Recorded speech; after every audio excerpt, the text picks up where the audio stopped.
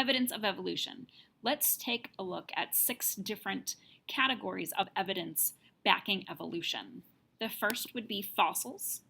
One thing that fossils do is date the Earth, make it older. Looking at radioactive dating using mostly carbon-14, there are other elements that can be used that's radioactive that can be used to date fossils. Fossils are formed in sedimentary rock, and it needs to be perfect conditions for fossils to be preserved.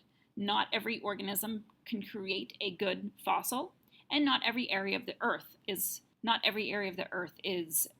beneficial for forming fossils. We can also look at transitional fossils. Transitional fossils are those that make connections between organisms today and their common ancestor. This first picture is of horse evolution. We can take a look at the horse today, here, and then have transitional fossils back to the Mesohippus. So the Mesohippus is a common ancestor for the horses that are here today. Here is Lucy. Lucy is a common ancestor, that of the great apes, including humans. We can look at the anatomy of an organism. There are analogous structures. Analogous structures are those structures that evolved differently to have the same function. If we look at a bat wing, a bird wing, a dinosaur wing, and a moth wing, they all have the same function. They all function for flying. But the way that they came about is much different. There are bone structures within a bat, a bird, and a dinosaur, but there are no bone structure within a moth. The structure is slightly different, and the way that they came about for the bat, the bird, and the dinosaur are a little bit different. There are feathers on the bird where there are no feathers on the bat. They are structures that have similar function, but the way that they came about is different. Vestigial structures are those structures that are kind of leftover pieces. They are remnants of a common ancestor, and it's generally from a fairly recent common ancestor. If we take a look at the first picture, there is what's called Darwin's tubercle. In your ear, that little bump that's up top here is remnants from where muscles attach for easy movement of your ears back and forth. Since we don't need to move our ears back and forth to find any predators, we don't need those muscles, but we still have that little place of attachment. Appendix in the human is a controversial vestigial structure.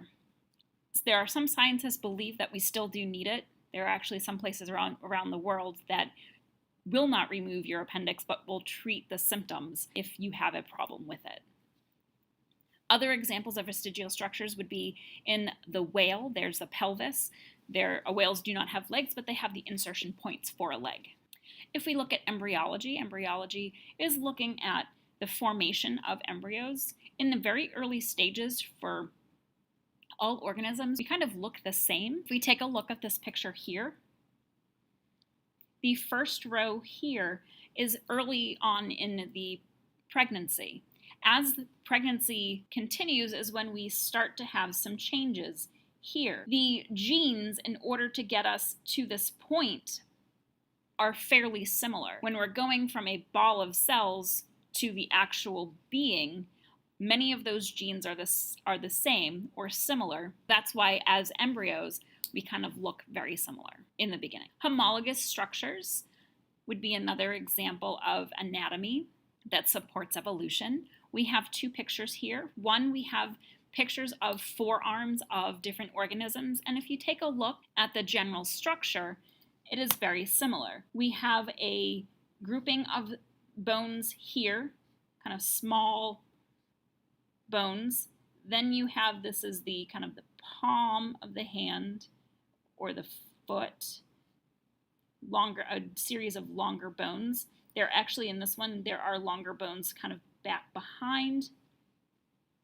And then the finger-like projections. So the numbers may have changed and the size may have changed, but the general structure is there and very similar. The other picture is looking comparatively at the anatomy of the great apes. So we have the gibbon, the orangutan, the chimpanzee, the gorilla, and man. And you can see quite a few similarities between these skeletons.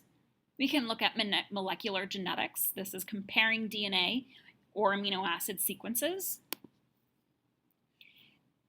The first picture here is looking at different organisms and mapping of their genes.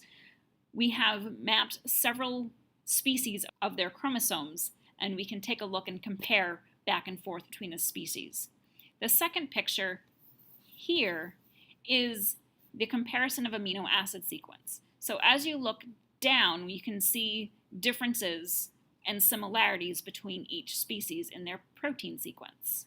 Here is comparing the chimpanzee and the human chromosome here, where we can take a look at the human chromosome 2 and then chimpanzee chromosome 2p and 2q. 2p is very similar up until the centromere, and then we have a little bit of repeat, and then we have a little bit of difference here, and then we have similarities down here as being the same. So these two chromosomes are pretty much the same as our number 2 chromosome here. This other picture here is basically a mapping of a human chromosome and which genes are on that chromosome. So taking a look at chromosomes, taking a look at amino acid sequences, and comparing them to see how similar an organism is can show how closely related that organism is. By doing this, we have changed a lot of our family trees or the tree of life and connecting which organisms are actually more closely related than others. We have artificial selection. Artificial selection is humans doing the selection. You can see that we've driven organisms in a particular manner. Dogs have all originated from wolves, and we have a wide selection or wide variety of dog breeds. Each dog breed came from the same common ancestor, and we've actually done it in a fairly recent history. And we can see the changes that we've made in each breed to make those differences. In corn originally kind of was this little guy here, and we've chose corn to have more and more plump kernels for us to eat. We have changed corn from being something inedible to something that we do eat today. We can take a look at biogeography. This is looking at how organisms are distributed across the world. This is something that Darwin took a look at, and Wallace, when they were coming up with their ideas.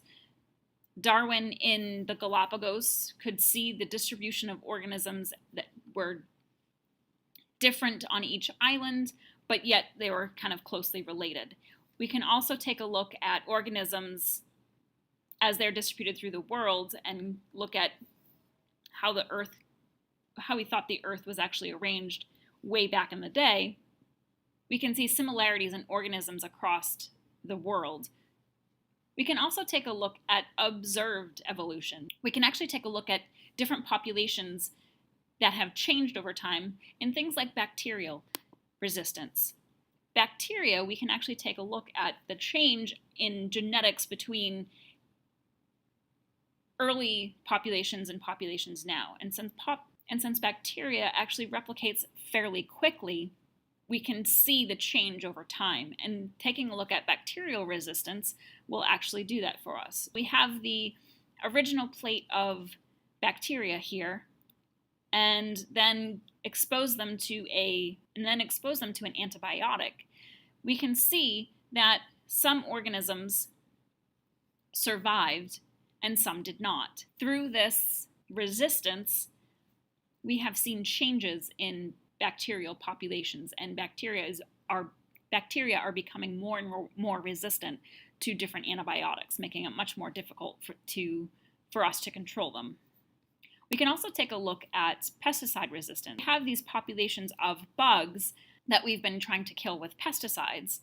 Some have been able to stay alive through that pesticide application, and those genes are then passed on for being able to stay alive. So whatever gene is resistant is passed on, and then the population will then reflect that in the fact that the pesticides are no longer working in order to kill the organisms. Then we could take a look at the population and see that the organisms are not, that they're not dying with the application of the pesticide. We need to use stronger pesticides in order to control those pests. And this is what you should know. Something I encourage you to check out is the flying spaghetti monster. It was in response to having to teach evolution in school and not have equal opportunity for other ideas on the creation of Earth.